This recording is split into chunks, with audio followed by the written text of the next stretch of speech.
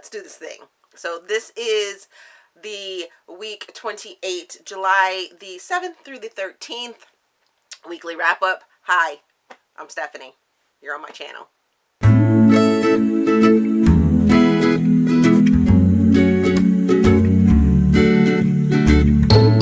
Wow, I'm so discombobulated. I was just about to turn that off. Yeah. I probably won't be starting that video like that differently ever again.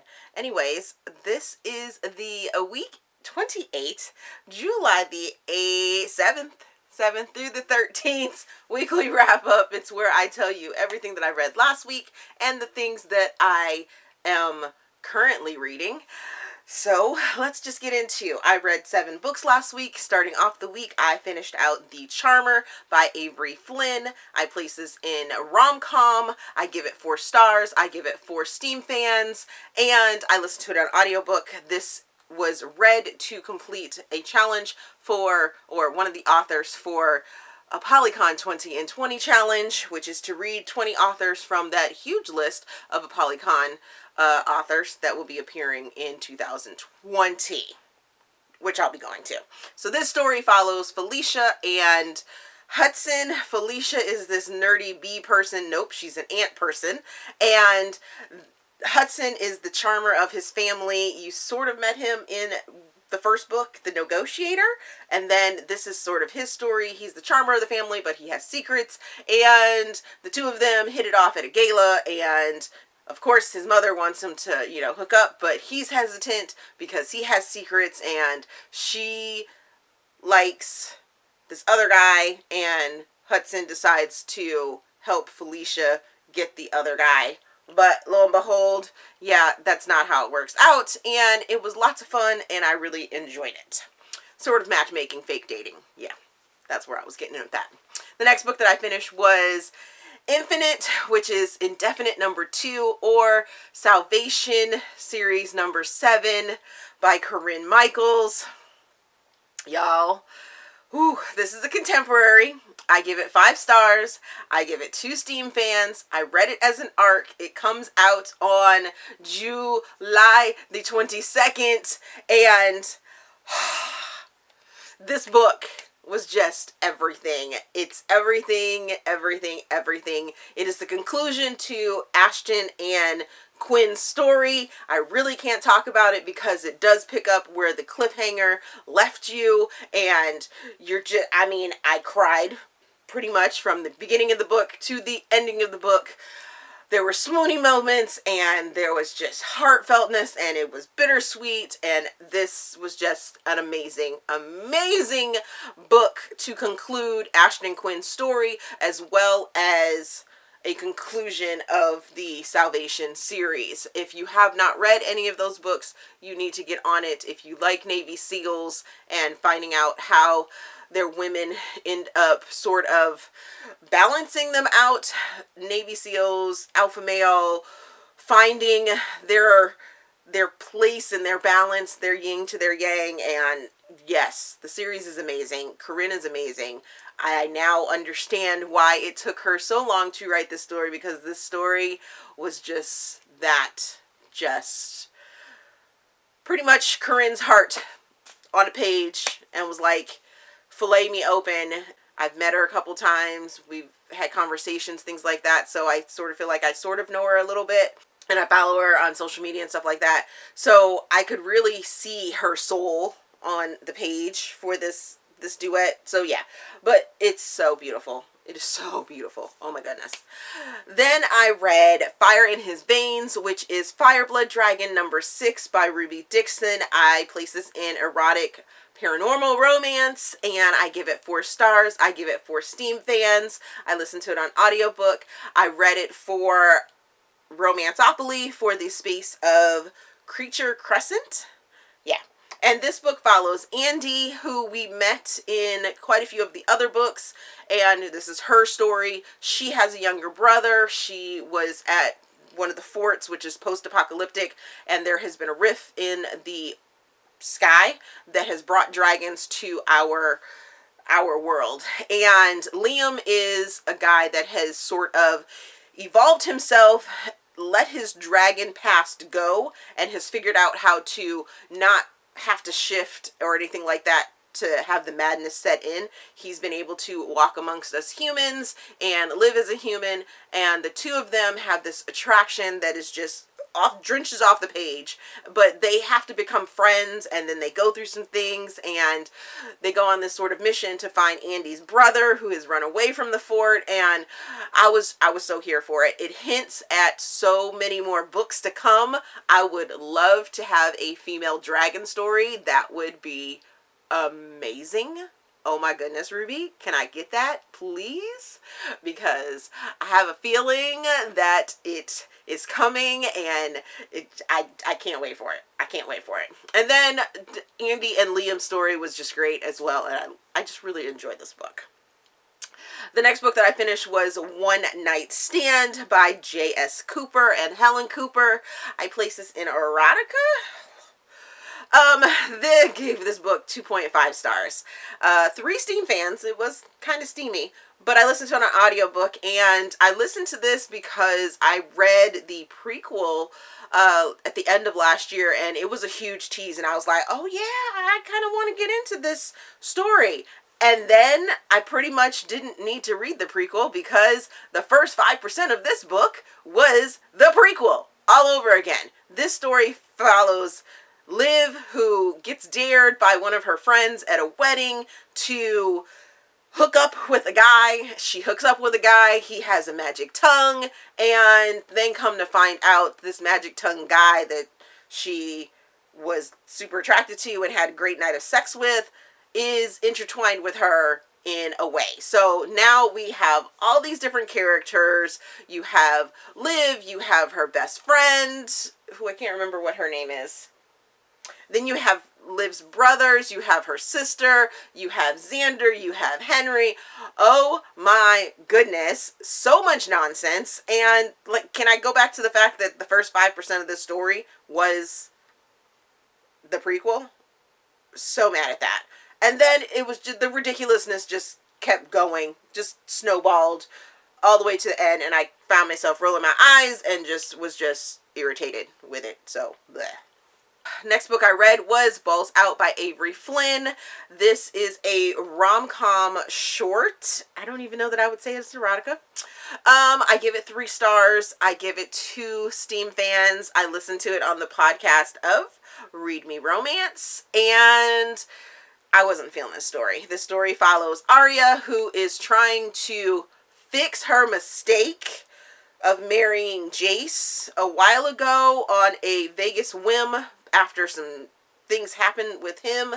And he's this big time baseball player from this small town, and the only way that she can figure out how to get him to sign divorce papers, because she doesn't want to live the small town life, is to visit him at his fantasy camp and have to sign up.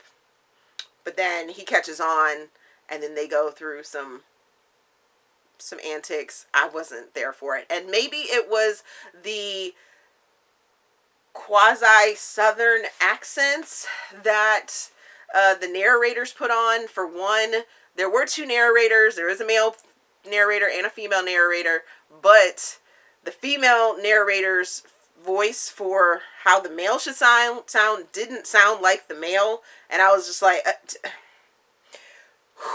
woosah. I was not here for that story. The next book that I read was Wine and Dine by L.B. Dunbar. This is a contemporary. I give this book 4 stars. I give it 4 Steam fans. I read it as an arc, and this also feels my challenge of ApollyCon 20 and 20. LB will be there. Super excited about this because all of her books are set for the over 40 crowd. Loved that aspect. So there was no, oh, I gotta have kids, I gotta be married, blah, the stuff that, I'm sorry to say, the young folks are like thinking about. No, this is a story about a sister, Dolores, who has pretty much had the world on her shoulders for a while. Her brother left because they had a tumultuous childhood, and as soon as he turned 18, he was out.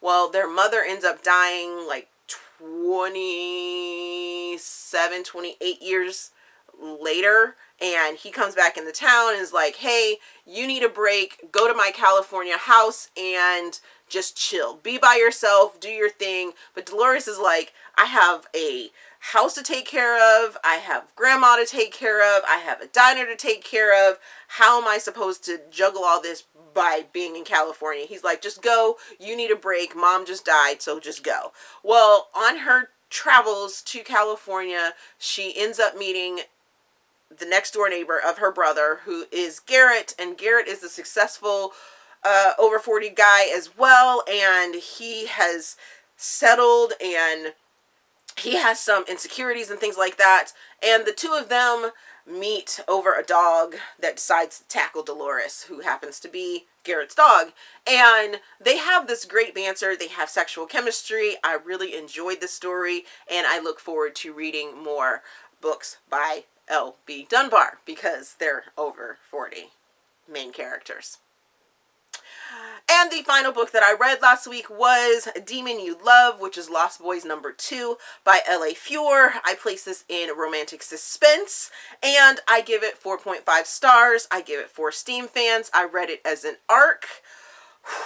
I don't know why it took me so long to read this, but it was amazing. Oh my goodness. I finally, once I got past the dark and sort of twisted beginning of Anton's story, because he has a hard childhood. He was born to someone that didn't want him, was found, he didn't have a name for like the first couple years of his life, bad things happened to him, but then he pulls himself together, does what he has to do, and becomes this guy that is just like hard exterior on the outside, very intimidating, very alpha, very closed off. But when he meets Piper at a restaurant, that Thea ends up is like, hey, let's go get some pie.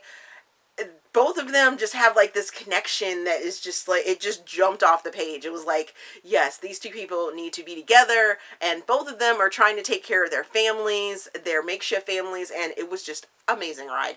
It was so great. And even though the mystery from book 1 of the Lost Boys series is underlined in there, the story did not necessarily revolve around that mystery, and I loved that part. Absolutely loved that part. I loved watching Anton and Piper find themselves, find their dreams, and sort of mix and mingle this non-traditional family setting. It was just superb. I loved it. I loved it. I loved it. Okay, on to what I am currently reading. I am currently reading Felony Ever After by so many authors: Helena Hunting, Deborah Anastasia, Tijan Keelan, Penelope Ward, J.M. Dowhauser, Lisa Raven, Liv Morris, Nina Bocci, Bella Aurora, K.A. Robinson, S.M. Lumet, and Catherine Stevens. All 13 of these authors are writing the same story, just sort of building off of each other. So I have only gotten 2 stories in, I believe, and it follows a young lady named Verity who takes a cab, and then the cab driver, or there's a guy that jumps in as well with her, and the cab driver and someone else ends up getting into a fight. Well, then the guy that was with her ends up taking the cab and pretty much stealing it and drives them to their destination, and that's pretty much where I am right now. So can't wait to figure out where this is going, because I'm reading this for my ex-convict space on my Romanceopoly board, and I'm pretty sure he ends up going to jail, or she thinks he is in jail, or has been in jail, something like that. But yeah, I'm looking forward to finishing off this book and be talking to you guys about that next week. So let me know what you thought of the books that I read last week and the book that I'm currently reading. Is there anything that I should be getting into? Next weekend starts the craziness of everything. That is everything.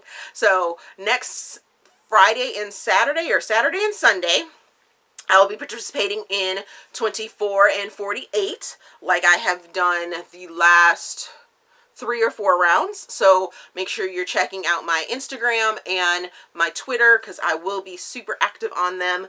My son does have a swim meet, so I am really going to be looking forward to trying to fit in those 24 hours and having a swim meet, because swim meets are crazy. They start at like 4:30 in the morning, so it's straight up crazy. I will also be starting, after next weekend, will be Tropathon and the Reading Rush. So if you haven't checked out those TBRs, please make sure you check out that video. Other than that, let me know what you thought of the books down in the comments section. As always, if you enjoyed the video, please give me a big thumbs up and subscribe to the channel. Also, there is a feedback form down in the description box so you guys can help me improve my channel. Thank you for watching, and we will see you guys later.